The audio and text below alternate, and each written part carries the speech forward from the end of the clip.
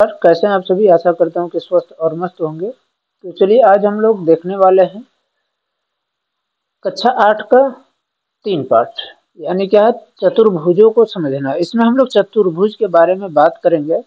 तो आप लोग वीडियो में लास्ट तक जरूर बने रहिएगा, जिससे आप सभी इसको समझ सकें। तो अब चलिए आपको दिखाता हूँ। सबसे पहले इसके बारे में एक एक करके हम लोग देखते हैं, भूमिका क्या है। इसके बाद ये जो कुछ आपको चित्र स्क्रीन पर दिख रहे होंगे, इसको समझने का प्रयास करेंगे।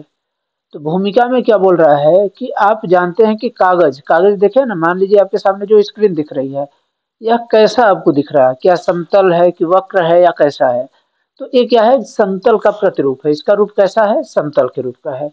जब आप कागज से पेंसिल को हटाएं, बिना बिंदुओं को आपस में जोड़ते हैं, जैसे मान लीजिए ये हमारा कागज है, इससे हम दो बिंदु ये ले लिए, इससे हम एक बिंदु से बिना पेंसिल को हटाए हुए जब जोड़ते हैं, अकेले बिंदुओं को छोड़कर आकृति के किसी भी भाग को अनुचित किए बिना, तो आप एक समतलीय वक्र प्राप्त करते हैं। ये देखिए, या फिर हम ऐसे प्राप्त करेंगे, या फिर हम ये समतल, देखिए समतल हो गया, या फिर हम बहुत करेंगे तो ऐसे प्राप्त करेंगे, या हम लोग ऐसे करेंगे। तो मतलब एक वक्र के रूप में समतलीय वक्र प्राप्त करेंगे। यहाँ से केवल रेखा खंड से बना सरल रेखा वक्र बहुभुज कहलाता है।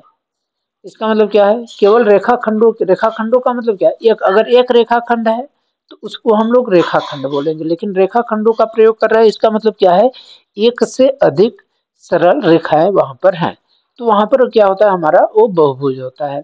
अब हम लोग देख लेते हैं उत्तल और अवतल बहुभुज क्या होता है। तो यहाँ पर कुछ उत्तल बहुभुज दिया गया है और कुछ अवतल बहुभुज दिया गया है। अब आपको देख करके इसको यहाँ पर समझना है कि कौन सा उत्तल है और कौन सा अवतल है। ठीक है, तो अब देखिए यहाँ पर आपको ये आकृति 3.1 आपको दिखा रहा है कि एक तो ये आकृति है, इसका आकृति आप लोग देखिए कैसा है इसमें, और एक ये आकृति है, इसका आकृति आपको कैसा है। तो क्या आप बता सकते हैं कि इस प्रकार के बहुभुज एक दूसरे से अलग क्यों हैं? कोई तो कारण होगा ना। जैसे इसमें क्या बात किया गया है, ऊपर बहुभुजों में जो रेखा होती है हमारी, वो एक बिंदु से लेकर के, मान लो हम इस बिंदु से लेकर के चल रहे हैं, यहाँ तक गए, ठीक है ना। तो जो बहुभुज उत्तल होते हैं, उनके विकर्णों का कोई भी भाग बहिर्भाग में नहीं होता, ठीक है ना। जैसे ये हमारा बहिर्भाग हो गया, तो अगर कोई उत्तल है तो उसके विकर्णों का कोई भी भाग, विकर्ण क्या होते हैं, ये हमारा विकर्ण हुआ। अब इसको जब हम लोग जोड़ेंगे विकर्णों को, तो क्या होगा कि इसका भाग जो है हमारा कोई बाहर का नहीं है, क्योंकि इसके अंदर ही हम लोग बना रहे हैं। देखिए जैसे हम लोग इसको बनाए, ये भी इसको जोड़ दिए, ये विकर्ण कहलाता है, हमारा क्या कहलाता है, ये हमारा विकर्ण। ये भी हमारा क्या है, ये भी हमारा विकर्ण। तो क्या ये बाहर जा रहा है? बाहर नहीं जा रहा है, ये हमारा जो आकृति है उसी के अंदर है। अगर इसको भी हम लोग जोड़ने की बात करें तो ऐसे जोड़ेंगे, ऐसे जोड़ेंगे, ऐसे जोड़ेंगे और ऐसे जोड़ेंगे, ठीक है ना। तो ये भी हमारा क्या है, इसके भी विकर्ण जो हमारे आ रहे हैं ये अंदर की ओर ही है। लेकिन अगर हम लोग इसकी बात करें, तो अगर मान लीजिए हम इसको जोड़ते हैं तो ये तो बाहर चला गया, तो ये बहिर्भाग हो गया। तो ये क्या है, ये हमारा क्या उत्तल होगा? नहीं, ये उत्तल नहीं है। यानी इस साइड वाले हमारे उत्तल नहीं है। क्यों नहीं है उत्तल, कोई पूछा तो बताएंगे कि विकर्णों का इसका जो भाग है वो बहिर्भाग हो रहा है इसका, ठीक है ना। ये विकर्ण का जो है उसका जब हम लोग मिला रहे हैं तो वो बाहर की ओर हो रहा है, उसके अंदर की ओर ना होकर के बाहर की ओर है, ठीक है। या बहुभुज के अभ्यंतर में किन्हीं दो बिंदुओं को मिलाने वाली रेखाखंड पूर्णतः बहुभुज के अभ्यंतर में स्थित होता है। यानी इसका मतलब क्या है कि जैसे बहुभुज, मान लीजिए बहुत से भुजाएं, ये सब इसमें सब सारे बहुभुज हैं। बहुभुज का मतलब क्या होता है, एक से अधिक भुजा। ये भुजा एक हमारी हो गई, ये दूसरी भुजा हो गई, ये तीसरी भुजा, ये चौथी भुजा, तो ये सब हमारी भुजाएं हो गई। अब इसमें क्या है कि इनको जब हम मिला रहे हैं आपस में, तो क्या हो रहा है, तो ये इसके रेखाखंड जो है, ये इसके जो आकृति है इसके अंदर ही है, ठीक है ना। तो क्या यह अवतल बहुभुजों के लिए भी सत्य होगा? दी गई आकृतियों का अध्ययन कीजिए, इसके उपरांत अपने शब्दों में उत्तल बहुभुज तथा अवतल बहुभुज को समझने का प्रयास कीजिए। प्रत्येक प्रकार की दो आकृतियां बनाइए। इस कक्षा में हम केवल उत्तल लेंस के बारे में, सिर्फ उत्तल बहुभुजों के बारे में अध्ययन करेंगे, ठीक है ना। यानी सिर्फ इसके बारे में हम लोग अध्ययन करने वाले हैं, ठीक है ना। तो ये हमारे क्या है, उत्तर है। अब देखिए यहाँ पर आते हैं जब हम लोग, तो आपकी यहाँ पर 3.1.2 में आपको क्या मिलता है, सम और विषम बहुभुज। तो आपको यहाँ पर रेगुलर एंड इरेगुलर पॉलीगन आपको यहाँ पर पता करना है। यहाँ पर आप देखिए, यहाँ पर एक क्या है, समबाहुभुज। समबाहुभुज क्या होता है, जिनकी सभी भुजाएं लगभग समान हो। जैसे इसका देखिए समान है, ए भी समान है, ए भी समान, ए भी समान, ए भी समान, ए भी समान, ए भी समान। ये आपको क्या बता रहा है, समान है। जो सिंगल सिंगल लाइन दिखा रहा है ये समानता की बात कर रही है कि समान है। अब इसमें साथ ही देखिए इनका क्या क्या चीज समान है, इनका भुजाएं समान है, और दूसरा इनका जो कोण दिया गया है, कोण भी क्या है, समान है। देखिए हर जगह पर कोण क्या हो रहे हैं, ये कोण समान हो रहे हैं, ठीक है ना। ये देखिए 90 डिग्री 90 डिग्री 90 डिग्री 90 डिग्री, भले कुछ भी हो लेकिन ये बहुभुज मतलब जैसे इनकी जो आकार है हर चीज, तो ये फिर हर चीज में समान है, यानी चाहे भुजा हो चाहे कोण हो, सब कुछ इसके समान है। विषम बहुभुज में क्या होता है, इसमें देखिए, इसमें क्या ऐसी लाइन आपको दिख रही है, इसका मतलब क्या है कि समानता को प्रदर्शित कर रहा है कि ए भी समान जैसे है, ए भी वैसे है, ए भी वैसे है, ए भी वैसे है। क्या इन सब में ऐसा दिख रहा है, नहीं। क्यों, क्योंकि ए छोटी है, ए इससे बड़ी है, और ए उससे भी बड़ी हो सकती है। इसमें क्या है कि ए दोनों तो आपस में समान है, और ए दोनों समान है, लेकिन ए इसके समान नहीं है, और यह जो है इसके समान नहीं है, और यह इसके समान नहीं है। यानी सामने आमने सामने की भुजाएं इसमें क्या है, समान है, लेकिन ऊपर और नीचे की, जैसे आमने सामने यानी ऊपर नीचे अगल बगल की भुजाएं समान है, लेकिन एक दूसरे की, जैसे मान लीजिए यहाँ पर हम ले लेते भुजा ए, भुजा बी, भुजा सी और भुजा डी। तो भुजा ए और बी समान नहीं है, ठीक है ना, क्योंकि हम लोग इसकी लंबाई की बात करें तो समान नहीं है। अब यहाँ देखते हैं, ये दोनों का देखिए, इस भुजा की और इस भुजा की आपको लंबाई समान मिलेगी, लेकिन इस भुजा की और इस भुजा की समान मिलेगी, लेकिन चारों का समानता नहीं है, ठीक है ना, और यह अलग ही डिफरेंस नहीं है। इसमें कोण यहाँ पर आपको 90 डिग्री का मिल रहा है, लेकिन यहाँ पर कोण आपको 90 डिग्री का नहीं मिल रहा है। तो इस चीज को हम लोग देखेंगे, यहाँ भी हमारा कोण जो है वो 90 डिग्री का नहीं बन रहा है। यहाँ देखिए इसका कोण, इसका कोण, इसका कोण, इसका कोण समान है, और इसका कोण समान है। ये दोनों भुजा जो भुजाएं हैं ये दोनों समान है, और ये चारों भुजाएं समान है। तो ये हमारा विषम बहुभुज है, यानी यहाँ पर एक समान ही बहुभुज मतलब भुजाएं नहीं है, एक से अतिरिक्त समान की भुजाएं हैं।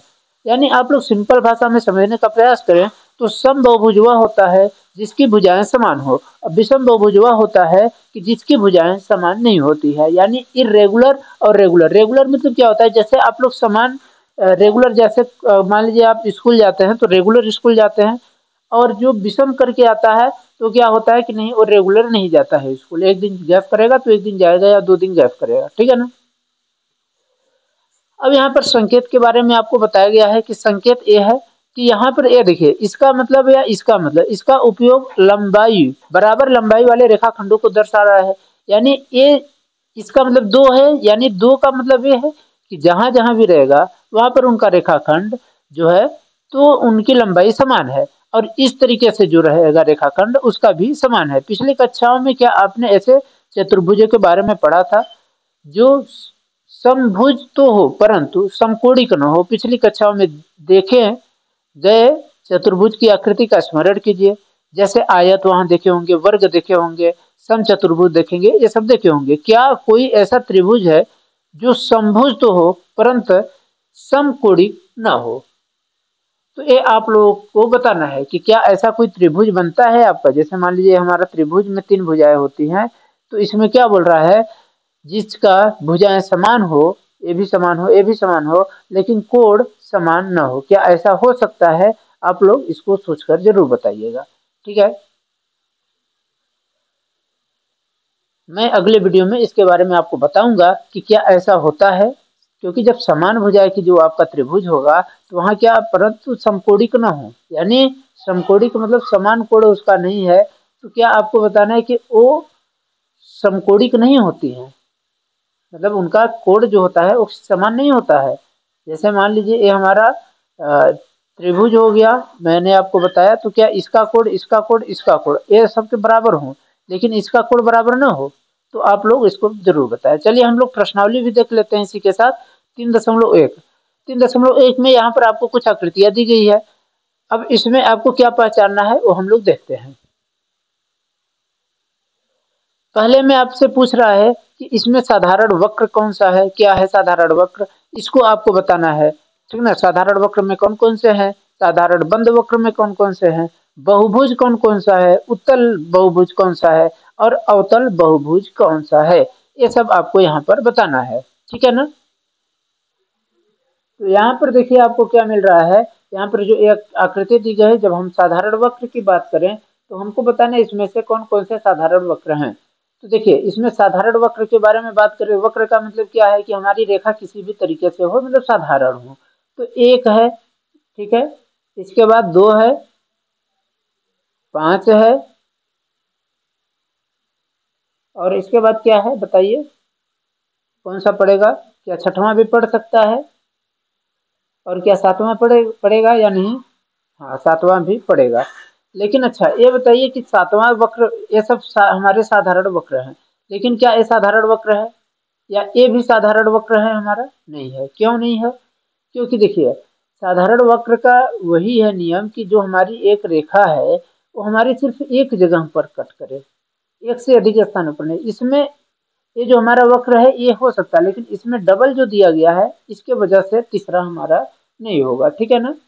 इसमें क्या है कि हम एक बिंदु से दूसरे बिंदु, मान लीजिए ए बिंदु ए सब हमारे बिंदु हैं, तो इससे हम यहाँ से ले गए, यहाँ से मिला दिए, यहाँ से भी ले जाकर मिला दिए। इसमें क्या है, हम यहाँ से बिना पेंसिल उठाए यहाँ ले गए, यहाँ ले गए, यहाँ ले गए, मिला दिए। यहाँ से हम लोग पेंसिल बिना उठाए, जो हमको पेंसिल बिना उठाए या पेन बिना उठाए कर सकते हैं, वो हमारा क्या रहेगा, साधारण वक्र रहेगा। ठीक है, देखिए ये सब हमारे साधारण वक्र में। लेकिन यहाँ पर हमको क्या है, पेंसिल को उठाना पड़ेगा। इसमें भी हम बिना पेंसिल को उठाए तो कर सकते हैं, लेकिन इसमें हमारी रेखाएं क्या है हो रही हैं, वो कट रही हैं, तो रेखाएं हमारी कटनी भी नहीं चाहिए।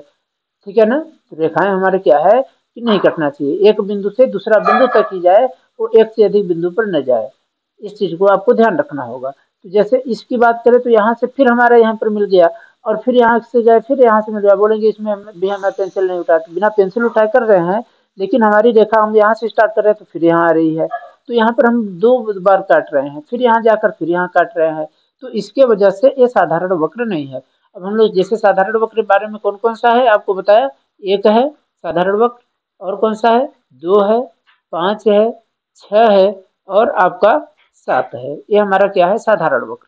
अब साधारण बंद वक्र कौन सा है, साधारण बंद वक्र वो वक्र होता है जो हमारे बंद होते हैं, यानी हमारे जो साधारण वक्र और साधारण बंद वक्र एक ही है। ठीक है ना, इसमें हमको कोई कंफ्यूजन नहीं करना है। जो हमारे साधारण वक्र होगा वही हमारा बंद वक्र भी होगा, क्योंकि एक हमारा खुला वक्र है। ठीक है, तो ये सब हमारे क्या है, आपस में क्लोज हैं, पूरे एकदम अच्छी तरीके से बंद है। अब देखते हैं बहुभुज की ओर, कि हमारे इसमें से बहुभुज कितने हैं। बहुभुज जिसमें अधिक भुजाएं हों, मतलब दो या दो से अधिक भुजाएं हों, तो एक हमारा ए है और एक हमारा ए है, बोलेंगे ए भी है, लेकिन ए हमारा इसमें नहीं आएगा। ठीक है ना।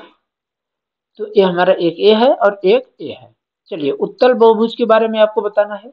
उत्तल बहुभुज हमारा कौन सा होगा, तो उत्तल बहुभुज हमारा ऑप्शन नंबर सेकेंड भर होगा। ये हमारा क्या है, ये हमारा उत्तल बहुभुज होगा। क्यों, क्योंकि हम देखिए उत्तल बहुभुज क्या है कि हम लोग इसके साथ इसको जोड़ दिए, इसके साथ इसको जोड़ दिए, और बाकी सभी क्या है, उत्तल बहुभुज नहीं है। जैसे इसकी हम बात करें तो इसको हम लोग जोड़ तो देंगे, लेकिन ये बाहर से जुड़ रहा है, तो ये हमारा उत्तल न होगा। ठीक है ना। और ये भी हम बाहर से जोड़ेंगे तो ये भी हमारा उत्तल बहुभुज नहीं होगा। और हम देख लेते हैं फिर अवतल बहुभुज। तो अवतल बहुभुज के बारे में कौन कौन सा है, ऑप्शन नंबर आपका एक है, और ऑप्शन नंबर हमारा चार है। ये हमारा अवतल बहुभुज है, यानी हमारी भुजाएं सिंपल होनी चाहिए। यहाँ पर हमारा वक्र बनेगा तो हमारे भुजा बनेगी ही नहीं, भुजा हमारे न बनकर वक्र बनेगा। लेकिन चौथा में हमारा क्या है, ये देखिए इसको हम लोग ले जाकर मिलाएंगे, फिर इसको मिलाएंगे, फिर इसको मिलाएंगे, फिर इसको मिलाएंगे और इसको मिला देंगे, तो ये हमारा क्या है, अवतल बहुभुज है। तो प्रत्येक प्रकार के वर्गीकरण के आधार पर हम लोग ये समझ लिए कि हमारी आकृति कौन कौन सी है यहाँ पर। ठीक है ना। अब चलते हैं आगे, आगे हम लोग क्या देखेंगे, समबहुभुज क्या होता है। समबहुभुज के बारे में यहाँ पर बताया है कि एक समबहुभुज का नाम बताइए जिसमें तीन भुजाएं हो। तो तीन भुजाएं जिसमें हो तो उसको हम लोग क्या बोलेंगे, तो उसको हम लोग क्या बोलते हैं बताना है आपको। ठीक है ना। इसका मतलब क्या है कि बराबर जिसकी भुजाएं हो और बराबर कोण हो। समबहुभुज का मतलब क्या है, समान हमारी भुजाएं कैसी होनी चाहिए, हमारी समान भुजाएं होना चाहिए, यानी समबाहु त्रिभुज, इसको हम लोग क्या बोलेंगे, समबाहु। सम अगर उसकी बाहु मतलब उसकी सभी भुजाएं समान है, यानी समबाहु त्रिभुज, यानी ये हमारी मान लीजिए त्रिभुज है, तो अगर ये हमारा 3 सेंटीमीटर का है, ये भी 3 सेंटीमीटर का रहेगा और ये भी 3 सेंटीमीटर का। चौथा नंबर है कि दूसरा नंबर है 4 भुजाएं वाला। तो 4 भुजाएं वाले हमारे 2-3 होते हैं, लेकिन इसमें बोला है कि उनके भी भुजाएं समान हो। तो भुजाएं जब समान होता है तो उसको हम लोग क्या बोलते हैं, वर्ग बोलते हैं। आयत में हमारी भुजाएं समान नहीं होती। जैसे मान लीजिए उसकी ये हमारा वर्ग है, ठीक है ना। थोड़ा सा इसको देखिएगा, जैसे ये मान लीजिए 4 सेंटीमीटर, ये भी 4 सेंटीमीटर, ये भी 4 सेंटीमीटर, ये भी 4 सेंटीमीटर।